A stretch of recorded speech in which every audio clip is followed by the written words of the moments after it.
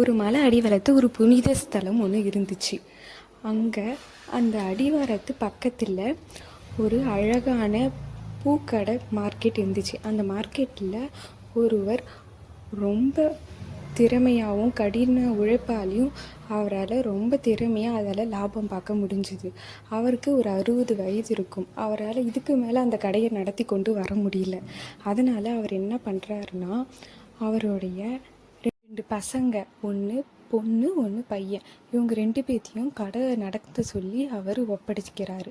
அவங்களும் நான் நல்லா பார்த்துக்குவோம்ப்பா, நாங்கள் நல்லா நடத்துவோம் அப்படின்னு சொல்லிட்டு அவங்க கடைக்கு போகிறாங்க. அந்த கடையில் எவ்வளோ அவளால் முடியுமோ கடின உழைப்பு போட்டு நல்ல லாபம் வரணும் அப்படின்னு சொல்லி இந்த கடையை எப்படிலாம் நம்ம முன்னேற்றலாம், எப்படிலாம் லாபம் கொண்டு வரலாம் அப்படின்னு சொல்லிட்டு கடையை நடத்திட்டுருக்காங்க. ஆனால் கடையில் ஒரு லாபமும் இல்லை.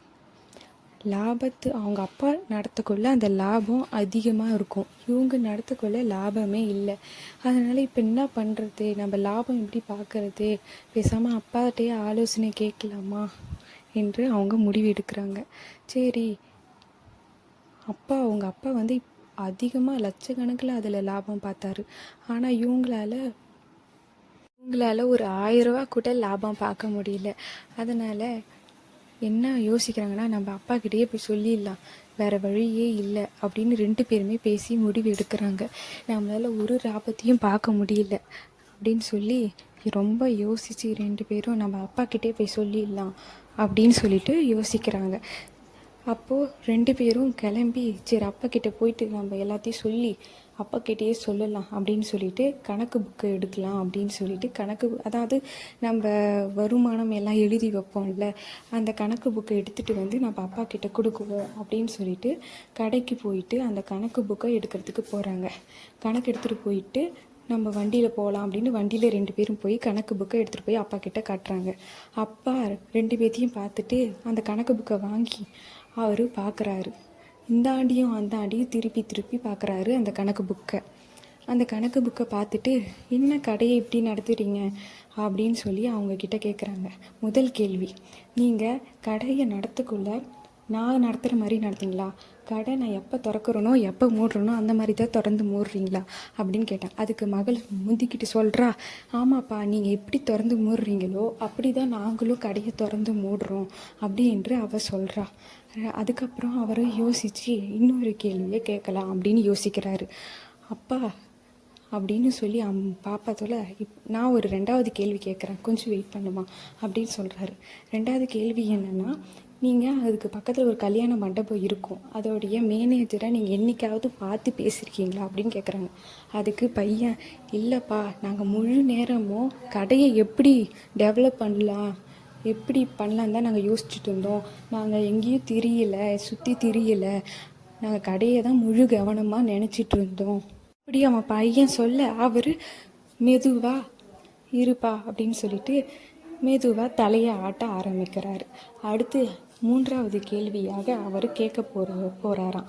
அப்போது 3வது கேள்வி என்னன்னா, நம்ம கடையில் எத்தனை பேர் வேலை பார்க்குறாங்க, நம்ம கடையில் எத்தனை குளிர்சாதன பெட்டி இயங்கிட்டு இருக்கு அப்பா அப்படின்னு 2 பேரும் சேர்ந்து சொல்கிறாங்க. நீங்கள் இருக்கக்குள்ளே இருந்த ஆளை யாரும் நாங்கள் அனுப்பலை, அதே ஆளுக்கு இருக்காங்க, யாரையும் நாங்கள் புதுசாகவும் எடுக்கலை. நீங்கள் இருக்கக்குள்ளே எத்தனை குளிர்சாதன பெட்டி இருந்துச்சோ அத்தனை குளிர்சாதன பெட்டியும் இப்போ நல்லபடியாக இயங்கிட்டு தான் அப்பா வருது அப்படின்னு சொல்லுதுங்க 2 பசங்களும். அந்த அப்பாவுக்கு நல்லா புரிஞ்சு போச்சு தான் பசங்க என்ன தப்பு செஞ்சாங்க அப்படின்னு.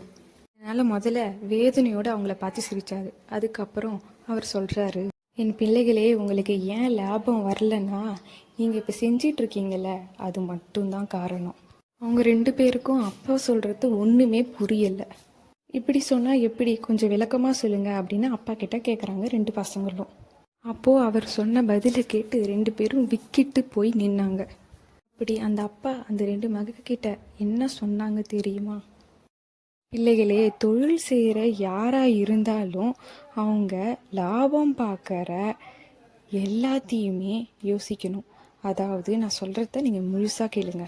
2 மடங்கு லாபம் பார்க்கணுன்னா நம்ம 3 முக்கியமான விஷயத்தில் அவங்க கவனத்தை செலுத்தணும். ஒன்று, சரியான நேரத்தில் சரியான இடத்துல மட்டும்தான் அவங்களுடைய உழைப்பை முழுசாக தரணும். ஆனால் நீங்கள் என்ன பண்ணியிருக்கீங்க, நம்ம கடை எந்த நேரத்தில் நல்லா வியாபாரம் செய்யுமோ அந்த நேரத்தில் நீங்கள் கடையை மூடி வச்சுருக்கீங்க. என்ன புரியலையா?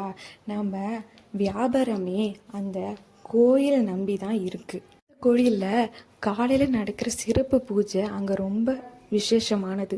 3 மாதங்களுக்கு ஒரு முறை அந்த பூஜை நடக்கிற நேரம் மாறிக்கொண்டே இருக்கும். அதை பொறுத்து தான் நான் நம்மளுடைய கடையே திறப்பேன். நீங்கள் இதெல்லாம் தெரியாமல் அந்த முக்கியமான நேரத்தில் நீங்கள் கடையை மூடி வச்சுருக்கீங்க. அதனால தான் அந்த நேரத்தில் அதிகமாக வியாபாரம் ஆகும் நேரம் தடைப்பட்டு போனது. 2வது, தொழிலில் நம்ம லாபம் பார்க்கணுன்னா நேரடியாக வரும் வருமானத்தை மட்டும் நம்ம யோசிக்கக்கூடாது. மறைமுகமாக 2வது எப்படி நம்ம யோசித்து நம்மளால் லாபம் பார்க்க முடியும் என்று அதையும் யோசித்து பார்க்கணும். நான் பக்கத்தில் திருமண மண்டபம் இருக்குல்ல, அதில் நான் யாராட்டும் மேல் அதிகாரியை பார்த்து நான் பேசி பார்ப்பேன். அவங்களுக்கு சின்னதாக ஒரு கமிஷன் கொடுத்து அங்கே நடக்கிற கல்யாணத்துக்கு காது குத்துக்கு எல்லாத்துக்கும் மலை அலங்காரம் நம்மக்கிட்ட சொல்லி நான் சொல்லிடுவேன். இதனால் அங்கே என்ன ஃபங்க்ஷன் நடந்தாலும் நம்ம தேடி போய் ஒரு கஸ்டமரை பார்க்க தேவையில்ல, அதுவாக தேடி நம்மளுக்கு கஸ்டமரை கொண்டு வரும். நம்மளை அறியாமலே நமக்கு பணம் வந்துட்டே இருக்கும். என்ன தெரில, உங்கள் நேரமாக தெரில, ஏற்கனவே பார்த்த அவங்கெல்லாம் வேலையை விட்டு துரத்திட்டாங்க போல், அதனால் உங்களுக்கு அவங்க அந்த ஆர்டரை கொடுக்கல. உங்களுக்கு தான் 2வது யோசனை தென்படவே இல்லையே, உங்களுக்கு எப்படி இந்த யோசனை தென்பட்டிருக்கோம் அப்படின்னு கேட்குறாரு. 3வது, ஒருத்தர் அதிகமாக பணம் சம்பாதித்த விட பெருக்கிறத விட நம்ம பணம் எங்கெல்லாம் வீணாக போகுது அப்படின்னு என்று நம்ம கண்டுபிடிக்கிறதுல இருக்குது. ஆனால் நீங்கள் என்ன செஞ்சுருக்கீங்க, காலையில் கடை திறக்க நேரத்தில் கடை திறக்கலை, கடையை மூடி வச்சுருந்தீங்க. கல்யாண ஆர்டரையும் எடுக்கலை. ஆனால் நான் எத்தனை ஆள்களை வச்சுருந்தனோ அத்தனை ஆளுகளை நீங்களும் வச்சுருந்துருக்கீங்க. நான் எத்தனை குளிர்சாதனை பெட்டி இயக்கிட்டு வந்தனோ அத்தனையும் நீங்களும் இயக்கிட்டு வந்திருக்கீங்க. அப்பா சொல்கிறாரு, இப்போ புரிகிறதா உங்களுக்கு ஏன் என்னை விட உங்களுக்கு லாபம் வரல அப்படின்னு. நான் சொன்ன மேலே 3 விஷயத்தில் யார் முழுசாக கடைபிடிக்கிறாங்களோ அவங்க மட்டும்தான் பணம் பெருகிட்டே இருக்கும். இந்த 3 விஷயம் தெரியாமலோ அல்லது தெரிஞ்சுக்கிட்டு செயல்படுத்தலைனாலோ அவங்களால மட்டும்தான் பணம் பெருக்கவே முடியாது. இப்படி அப்பா கேட்ட கேள்வியும் அதை வச்சு அவங்களுக்கு கற்றுக் கொடுத்த பாடமும். இந்த கதையை நல்லா தெரிஞ்சுக்கோங்க.